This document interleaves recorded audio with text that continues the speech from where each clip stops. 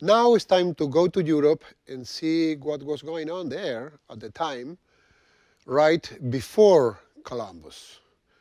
To understand what happened with the Latin American society after the colonization, we need to understand Spain and Portugal and Europe. And that Europe was quite different. We need to understand that the nationalities, the countries, as we now know them, didn't exist. Being an Italian or a Spaniard or a Portuguese or a French or a German was not that important. Some of those concepts didn't even exist. Take a look at the map that is included in our class, and you will see that really that was a very different Europe. People were not loyal to nationalities.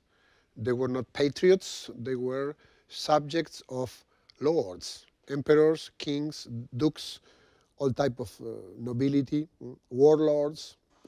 And one day, one duke would change loyalties to a different king, and the subjects would move together with their lord to serve a different king or an emperor. That's the type of Europe that you need to imagine. We need to imagine, too, that that was a Europe very much different to the one that we now know, was a Europe that was struggling to really feed its population. It's a time in which there was no rice because it came from China. There were no spaghetti because they also came from China. There was no corn because corn came from the Americas. No tomatoes, no beans, not so many of the most important foods, crops and vegetables, not even potatoes, because all those crops and food and different nutritional sources came from the Americas or from Asia. It's a complete different continent. That's one thing we need to understand. The next thing we need to understand regarding Spain and Portugal is that when in 1492 Columbus was sent to the Americas by the king and queen of Spain, they just ended their war against the Arab the previous year. That was a Spain that was in war for 700 years with the Arabs and the North Africans that in 711 conquered the peninsula.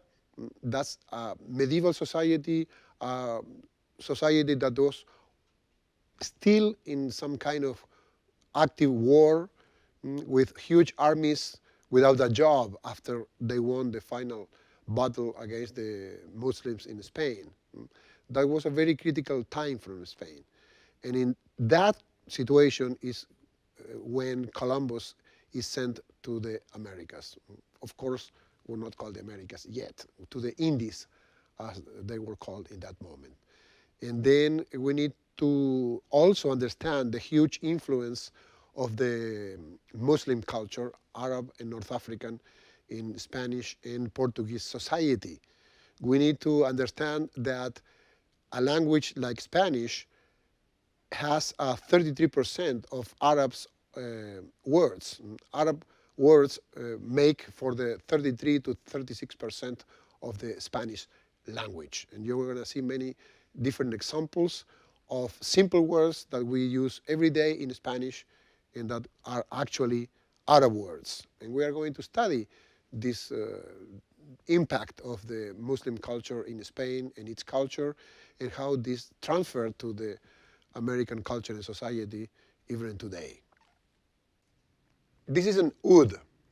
The oud, O-U-D, is an ancient Arab and Persian instrument, and this is actually the grandfather of the guitar, or the great-grandfather of the guitar. Actually, you can see the similarities and you can see the differences. Of course, the shape, the size, the number of strings. These are double strings, but mostly one main difference is that there are no frets in an oud. This is a type of instrument made to play a type of music in which you want to be able to slide your finger like this to produce this type of modulations. You are going to see that and listen to that in our videos.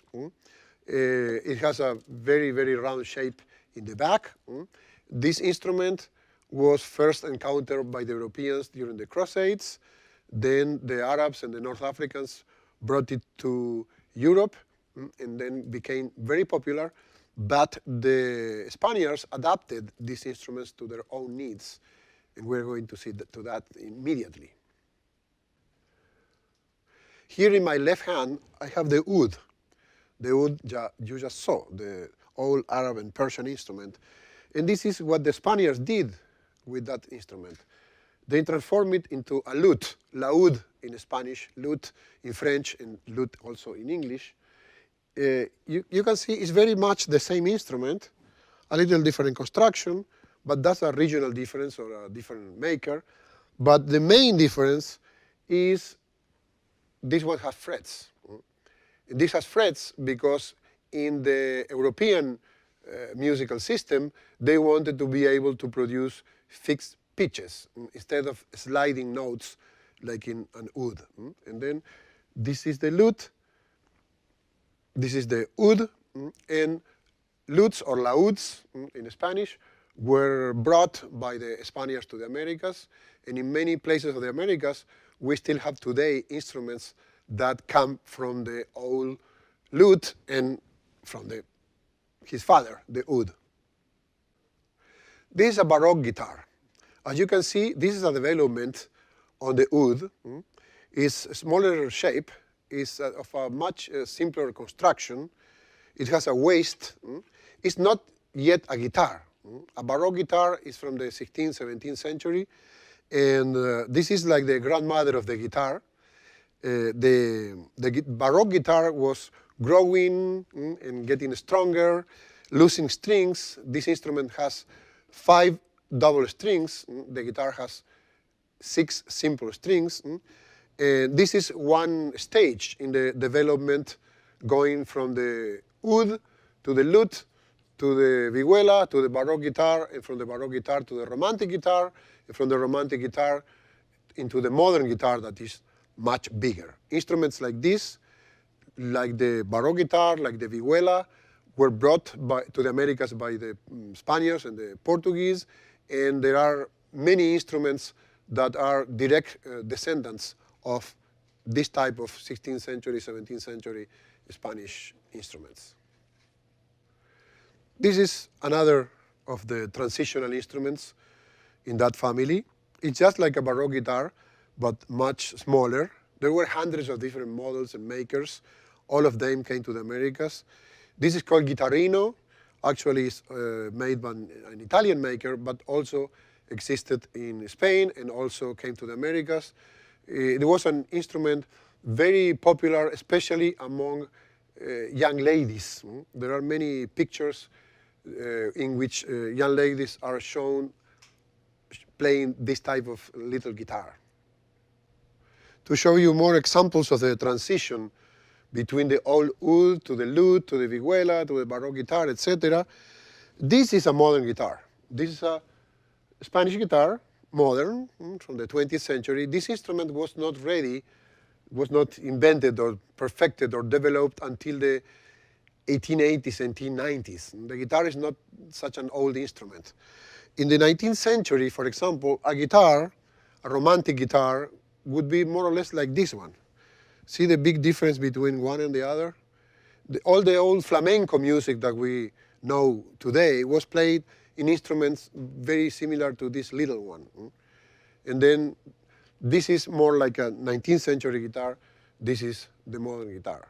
And then one important thing to know is that in the Americas, many, many hundreds of different instruments that are not coming from the guitar, but coming from previous stages of the development of the instrument, like lutes and vihuelas and Baroque guitars and 19th century guitars, are still active, are still used everywhere. And we are going to see some of the many hundreds of string instruments coming from this family still alive in Latin America.